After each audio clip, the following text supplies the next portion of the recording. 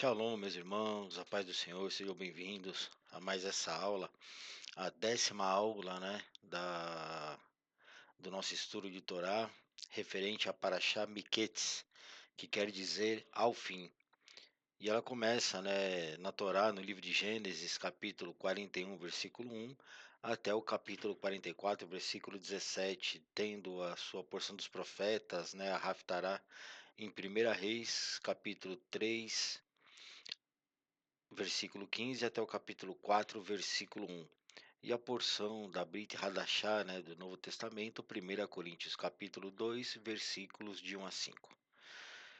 E para a introdução, dessa paraxá é a seguinte: no fim, essa é a tradução de Miquetes, que dá o nome a paraxá desta semana. Essa porção, ela parte do início da relação de José com o faraó e a sua ascensão ao governo das terras do Nilo. Essa paraxá que ela deveria significar, o fim de algo. E ao que parece, ela não encerra nada, exceto o tempo de prisão de José. O termo faz apenas referência ao final de 2 anos desses últimos eventos. Nesse caso, num primeiro olhar, a expressão fim, ela parece supérflua. Porém, olhando profundamente o termo miquetes, ele aparece para aludir à expressão miquetes yamin, que se refere ao fim dos dias, usada para se referir aos dias do Messias, e da redenção de Israel. Essa expressão será usada por Jacó na Parashá Vaeri, logo mais à frente, para abençoar os seus filhos. Logo, profeticamente, essa Parashá, essa porção das Escrituras, ela alude à ascensão da segunda etapa da redenção do Mashiach, do Messias Ben Yosef, do Mashiach Ben Yosef, se transfigurando de egípcio para salvar o seu povo. Então, essa porção da Paraxá, essa porção das Escrituras, ela nos remete ao fim dos tempos, quando haverá o retorno do Messias, a volta de Cristo, ele reinando o absoluto, fazendo as pazes com os seus irmãos. Então, é dentro desse olhar, é dentro desse prisma, dessa perspectiva, que a gente precisa analisar essas três últimas paraxás, essas três últimas porções do livro de Gênesis, tá? E como eu disse já em aulas anteriores, nada do que está na Torá, nada do que está na Bíblia, ela está lá por acaso. Todas elas, todas as passagens, elas têm um sentido, elas têm um significado, elas têm uma profundidade espiritual muito grande, E para esse vídeo, eu vou tentar fazer com que esse vídeo não fique muito longo, 40, 45 minutos, vou tentar fazê-lo em meia hora, até para facilitar um pouco o estudo, para aqueles que não estão acostumados, com o método rabínico de ensino, que é muito texto, é muita informação para a pessoa ir diluindo isso ao longo do tempo, tá? E quando a gente iniciar o livro de Êxodo, a gente vai ter algumas novidades aí, na maneira de abordar as passagens da Torá, Mas aguarde aí para mais novidades, tá bom?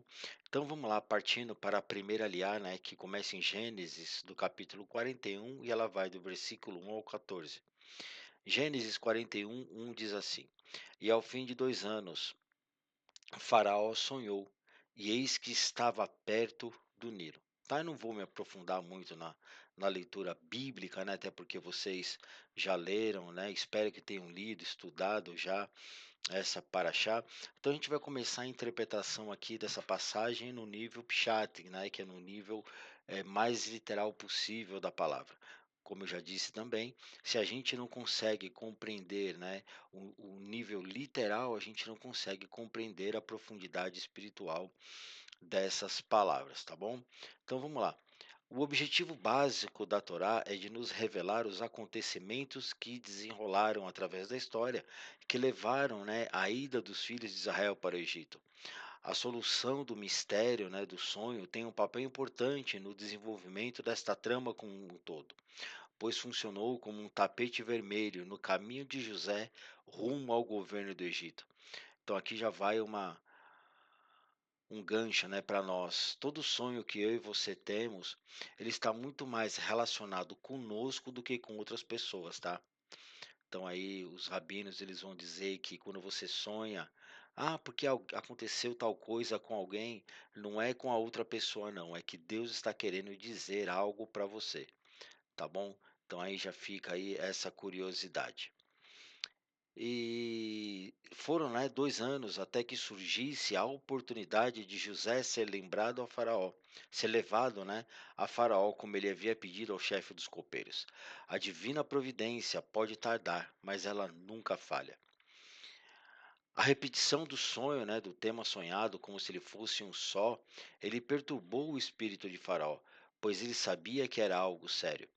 Quando as coisas acontecem repetidamente em nossas vidas, nós devemos investigar as suas causas com atenção.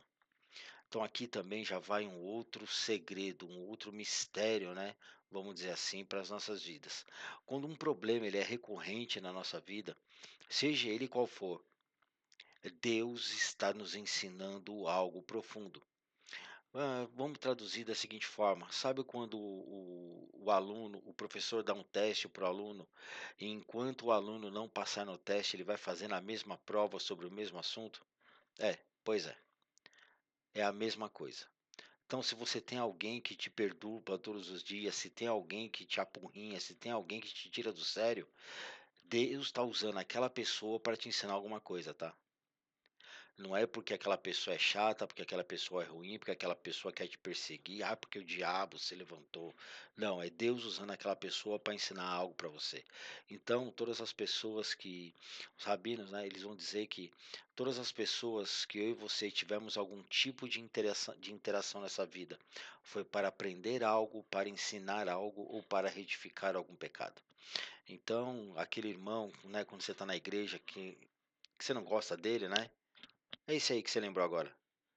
Deus está querendo usar ele para te ensinar algo, tá?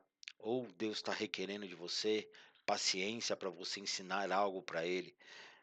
Mas muitas vezes nós nos achamos, né, sentados no trono de justiça. Eu sou santo, eu sou justo e começo a julgar os outros e não presto atenção naquilo que está acontecendo à minha volta. Então já fica aqui esse ensinamento poderoso para mim e para sua vida, né? Quando alguém começar a te perseguir, quando você começar a passar por algum problema recorrente, pare e reveja as suas atitudes. Veja o que está acontecendo, porque é Deus querendo te ensinar algo, tá bom? A intuição de Faraó lhe dizia que as interpretações não faziam o menor sentido. E da mesma forma, nós devemos fazer o uso da nossa intuição para avaliar a coerência em assuntos que não podem ser resolvidos ou comprovados na hora. Então, nem sempre eu e você vamos ter as ferramentas, né? Vamos ter as informações necessárias para decidir algo naquele momento. Então, para que a gente não incorra em erro, para que a gente não tropece, não venha fazer nenhuma bobagem,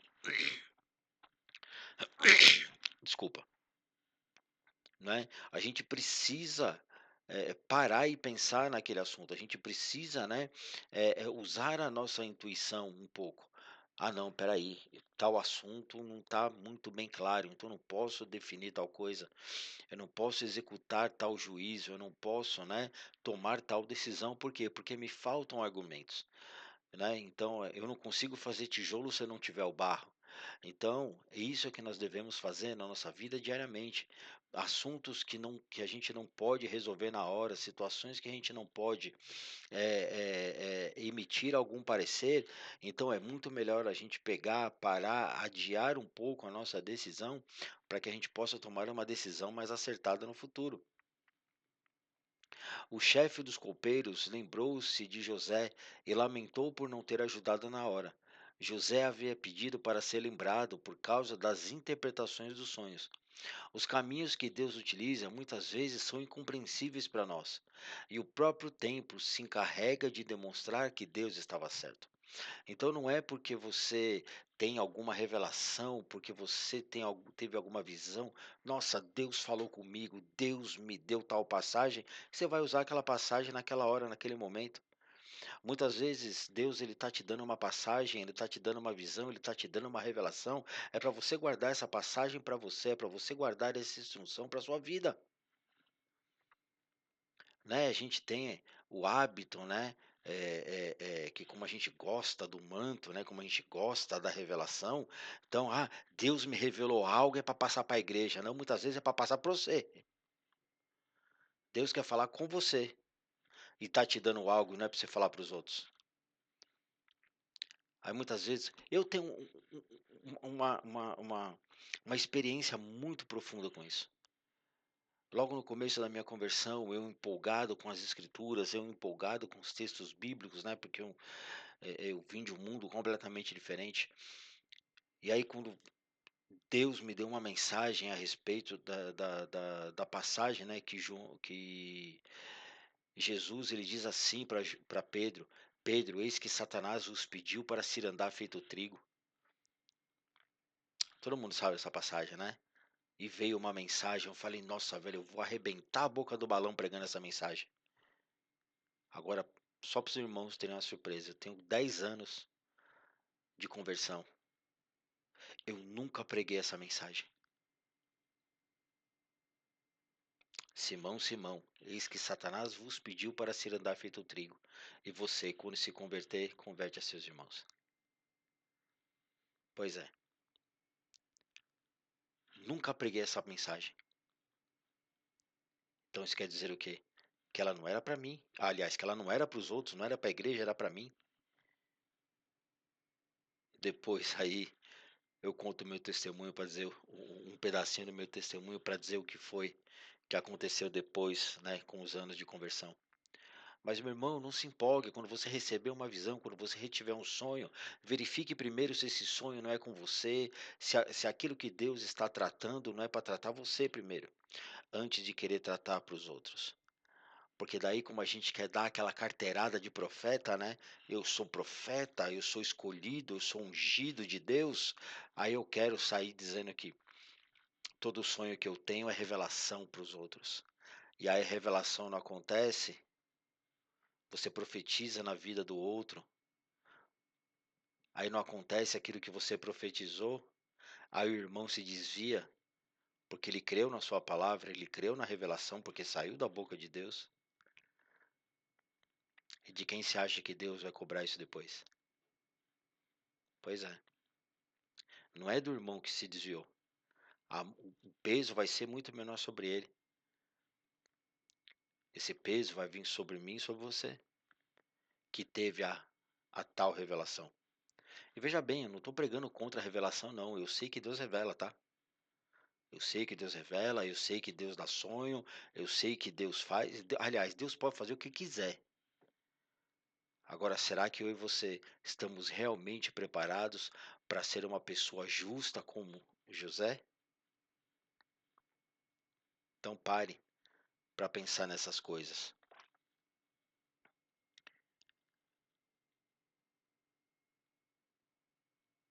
Então Rashi, né, um comentarista, né, rabínico, ele interpreta essa passagem de uma maneira diferente. Ele começa dizendo assim: malditas são as pessoas más. Mesmo quando elas fazem o bem, elas praticam contra a vontade e com desprezo, para que dele não se tire proveito. Falando ao faraó sobre José, olha como o copeiro se expressou. Conosco na prisão havia um jovem. Isso quer dizer o quê? O copeiro já estava dizendo a faraó, ó, ele não tem experiência nenhuma. Um hebreu, nas entrelinhas, o que que o copeiro estava dizendo? Ó, ele apenas conhece o nosso idioma, tá, faraó? Ele não é um dos nossos. E além de tudo, ele é escravo. Lembrando a Faraó, ó, segundo as leis, ele não pode nem governar e nem levar vestimenta nobre. Então toma cuidado quando a pessoa te elogia, tá? Cuidado com aqueles que vêm te elogiando. Nossa, como você é usada por Deus, como você é usada por Deus. Nossa, como você prega. Nossa, isso. Cuidado, que por trás pode haver sempre uma intenção má. Meu Deus.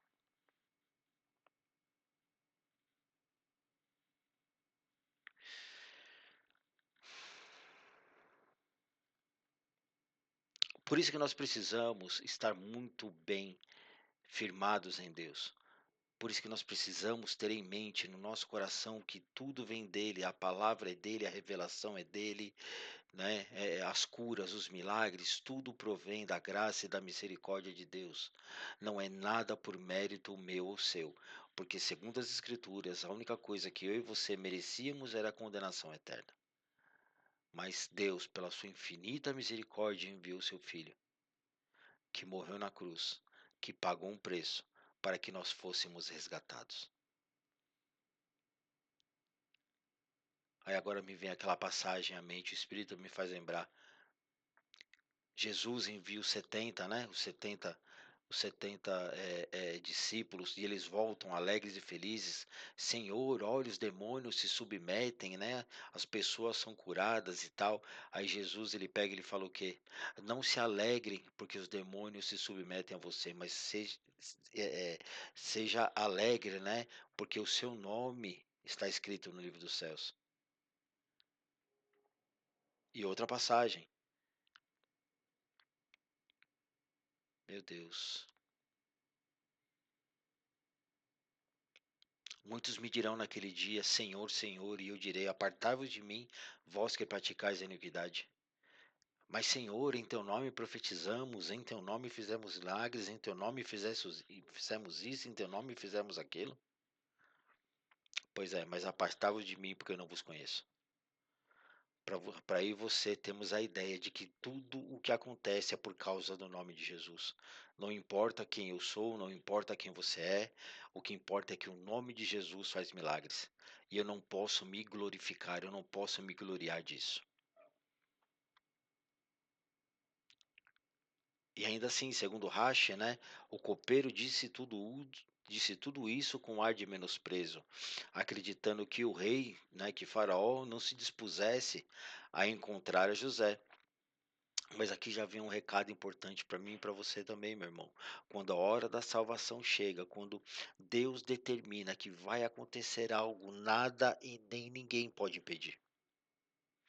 E Faraó mandou, né, chamar a José precipitadamente, mandou chamar José rapidamente do poço, né? Eles tiraram José do poço.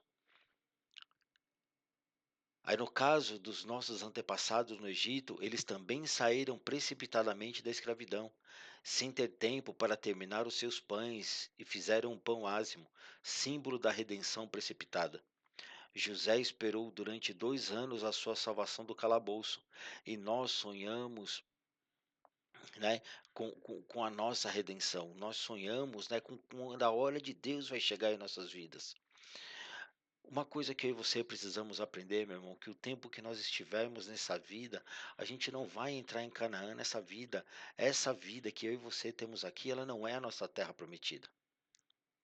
O que foi prometido para nós é o mundo vindouro, é a reencarnação, é a ressurreição e passar a eternidade servindo a Deus através de Cristo.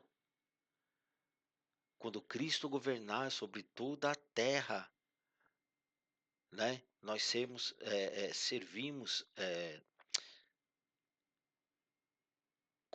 quando Cristo, né, governar toda a terra, o que a Bíblia diz? Que os justos governarão com ele, os justos julgarão, né, o monte de Esaú, o monte de Esav. Então essa é a nossa redenção, essa é a nossa esperança, né? Passar por esse momento de tribulação nessa terra, nessa vida, sendo aperfeiçoado, aprendendo, né?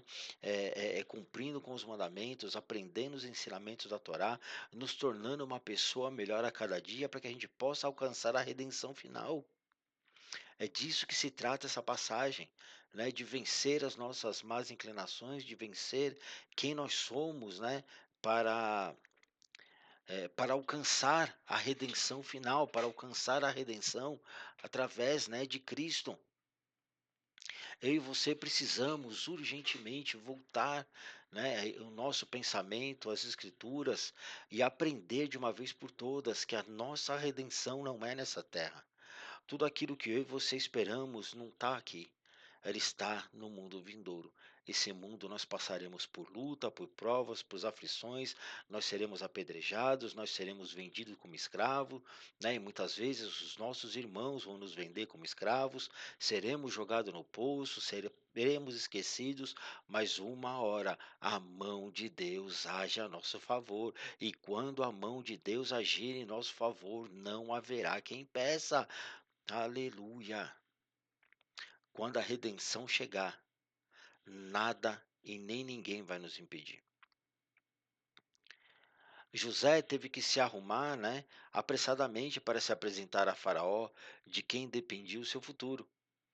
Agora imagina, meu irmão, se eu e você cuidamos da nossa aparência física, né, quando a gente vai encontrar com alguém de autoridade, né, por exemplo, quando a gente vai no fórum, né, ter algum problema na justiça, quando a gente vai falar com um advogado, quando a gente vai falar com um delegado de polícia, a gente não vai de qualquer jeito. Agora, por que que para falar com Deus a gente acha que pode andar de qualquer jeito?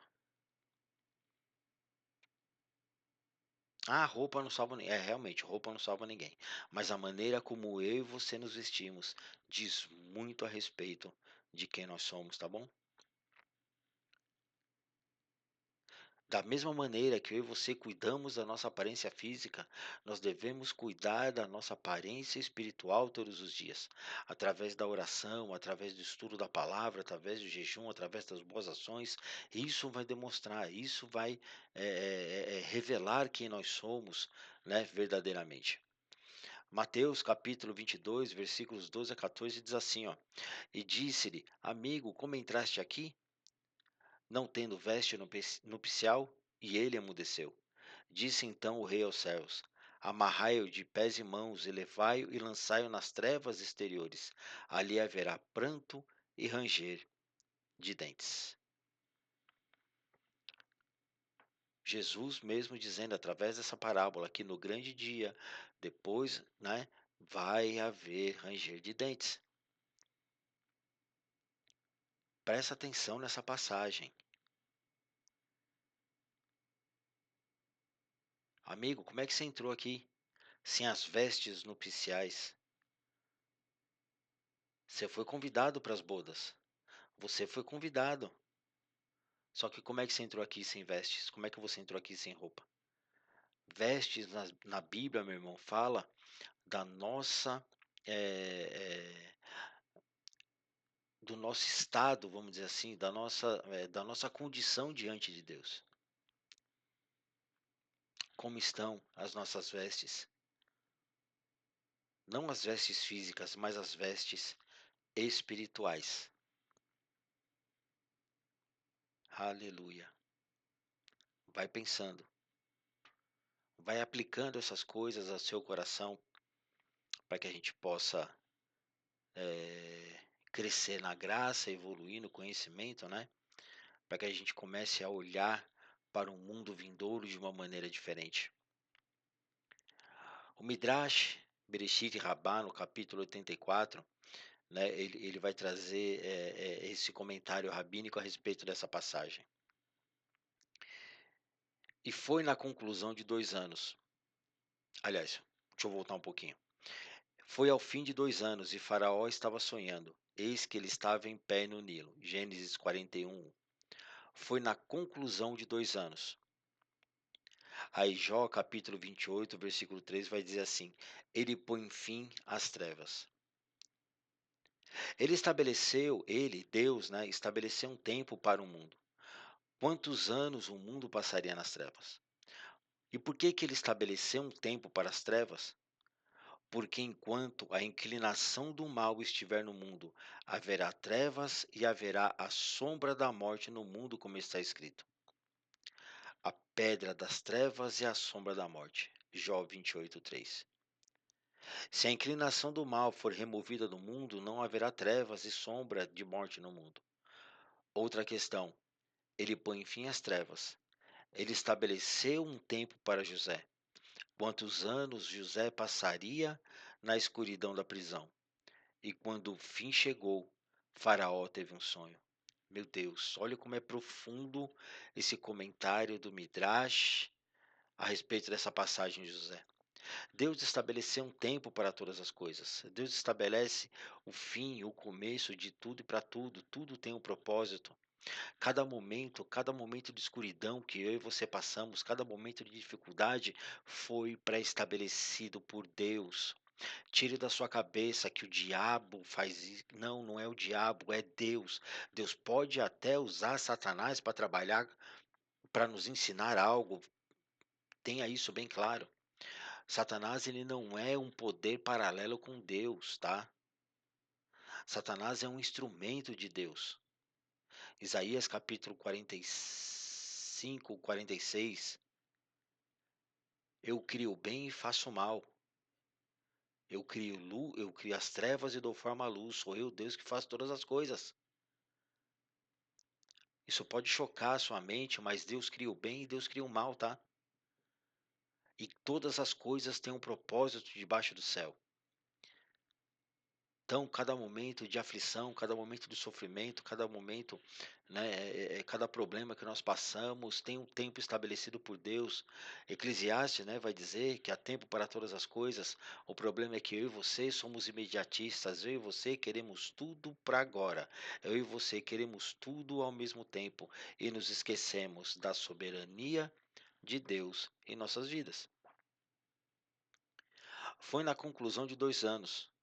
Em todo trabalho há vantagem, mas a fala dos lábios é apenas prejudicial. Provérbios 14, 23. Outra questão. Em todo trabalho há vantagem, e todo o sofrimento que José sofreu com a esposa de seu senhor, ele ganhou uma vantagem. Como assim? Ele levou a filha dela, mas a fala dos lábios é apenas em detrimento, porque ele disse ao mordomo: lembra-se de mim e menciona-me. Gênesis 40, 14. 2 anos foram acrescentados, como está escrito. Foi na conclusão de 2 anos.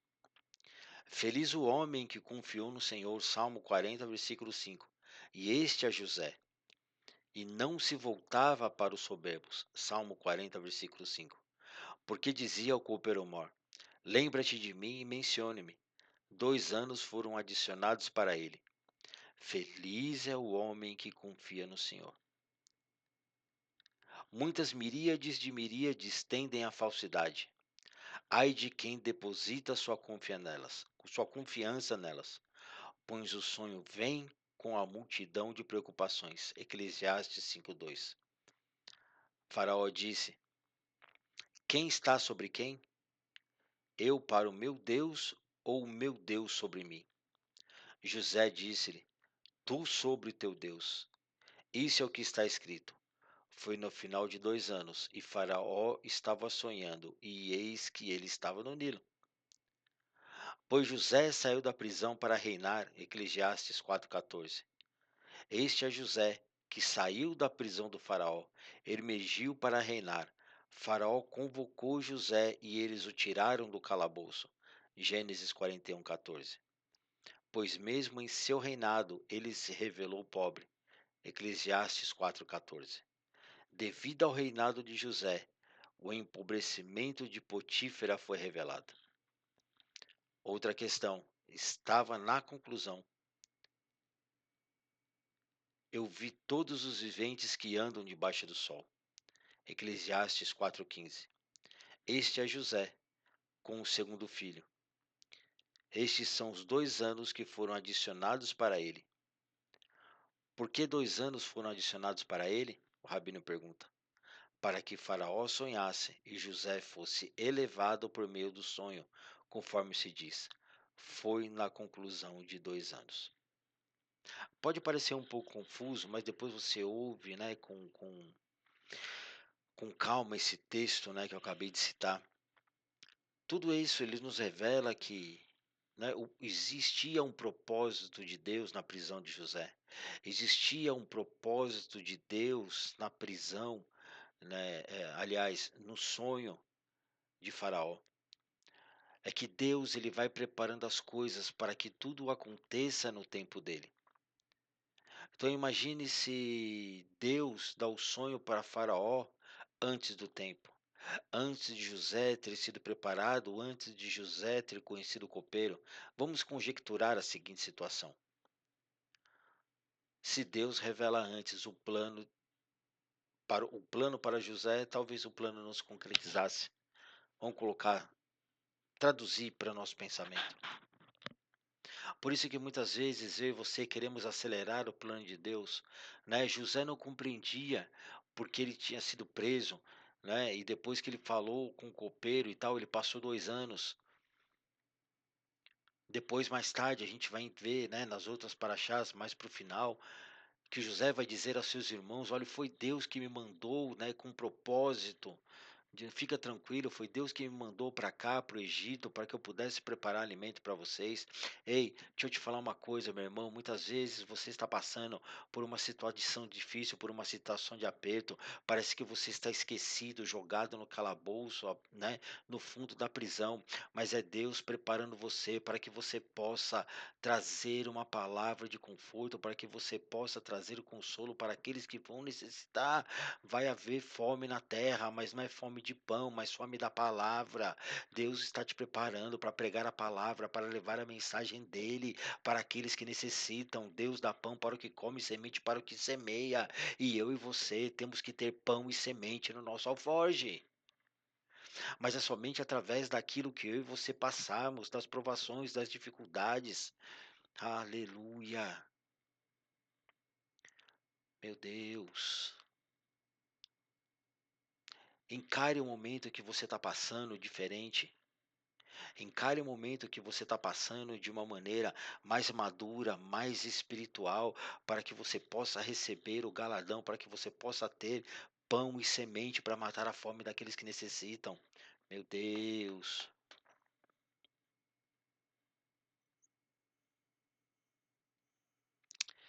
aleluia. A Torá ela vai nos revelar que quando o faraó sonhou, o espírito dele ficou perturbado, né? E ele enviou e convocou todos os magos do Egito, de todos os seus sábios. Faraó relatou os seus sonhos a eles, mas ninguém poderia interpretá-los como Faraó. Gênesis 48, 41:8. Era de manhã e seu espírito estava perturbado. Em outro lugar diz: seu espírito estava perturbado, em Daniel capítulo 2, versículo 1. Rabino Yehudá e Rabino Neheimá, eles disseram o seguinte: aqui ele conheceu o sonho e buscou uma interpretação. Ele enviou e convocou. Eles interpretariam, mas suas vozes não entrariam em seus ouvidos. Olhe a profundidade disso. Não é todo mundo que tem a capacidade de interpretar sonhos, não é todo mundo que tem a capacidade de discernir corretamente os sonhos. Então a gente precisa tomar cuidado com essas interpretações, a gente precisa tomar cuidado, né, com aqueles. Veja bem, não estou dizendo que Deus não usa pessoas, tá? Mais uma vez, tenha responsabilidade com o que eu estou dizendo. Estou dizendo que nem todo mundo tem a capacidade para isso. Tem pessoas que vão ouvir o sonho que você teve, elas vão ficar mais perturbadas que você. Se você, ó, aqui já vai uma segular, uma bênção, vamos dizer assim. Quando você tiver um sonho e você não conseguir interpretar, você vai, abre a sua Bíblia, comece a orar o Salmo 23 e peça para que Deus te dê a interpretação do sonho, tá? Aí depois você me conta. Aí depois você me conta. Quando você não conseguir, quando o sonho for perturbado, quando o sonho for obscuro, o sonho for difícil a interpretação, vá orando o Salmo 23 e peça para Deus te dar a interpretação. O escarnecedor ele busca sabedoria e não encontra. Estes são os magos e sábios do faraó, mas o conhecimento é fácil para quem tem discernimento. Provérbios 14:16. E este é José. Olha o que o Midrash vai dizer, né?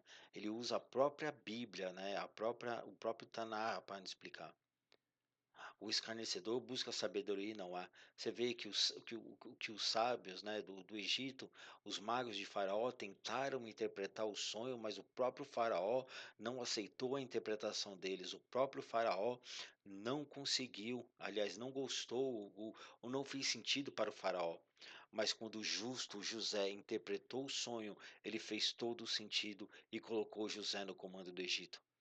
Então, meu irmão, já pegue esse mistério para você também. Não saia interpretando qualquer sonho, tenha discernimento. Busque a sabedoria primeiro. Aleluia. Busque a sabedoria, tá? Bom, como eu disse, tem muito mais coisas para ensinar a esse respeito, mas aqui a gente já está com 36 minutos de, de aula, tá? Então, ficar aí mais uns 4 minutos, né, para encerrar com os 40, para que esse vídeo também não fique muito longo. Mas eu espero que você tenha conseguido compreender um pouquinho dessa passagem, dessa primeira aliada, dessa primeira porção, né, dentro desse estudo dessa paraxá. E conforme os anos forem progredindo, a gente for estudando, a gente vai se aprofundando cada vez mais. Mas tenha nesse primeiro momento, né, a sabedoria, o discernimento, o entendimento de que nem tudo aquilo que acontece de ruim com você é para o seu mal. Nem tudo aquilo que acontece, né, de imprevisto é algo necessariamente ruim para você. Ele vai ser ruim se eu e você não aprendemos nada com esse momento difícil, tá? Todas as coisas, ela tem um propósito e a nossa mente ela é muito limitada para compreender toda a extensão e a sabedoria de Hashem, de Deus, tá? Então tenha paciência, tenha perseverança e lembre-se de que nenhum trabalho que eu e você fazemos no Senhor, ele é em vão. Busque discernimento, sabedoria, para que quando você tiver um sonho, né, você possa ter a tranquilidade, sua alma não se perturbe e você possa interpretá-lo da maneira correta. Que nem tudo aquilo que Deus te mostra tem a ver necessariamente com os outros. Muita coisa que Deus nos mostra tem a ver primeiro com a gente, tá bom? Que você seja abençoado por essa passagem, que essas palavras, que o Espírito Santo de Deus consiga continuar vivificando, transformando essa passagem no seu coração, tá bom? Que Deus assim te abençoe e qualquer dúvida você pode ligar para o número que está aqui embaixo, né? Que assim que eu te responderei o mais rápido possível, tá bom? Que o Senhor te abençoe e te guarde, que o Senhor te resplandeça o rosto sobre ti e te agracie, que o Senhor tenha misericórdia de ti e ponha em ti a paz. Até a próxima aula.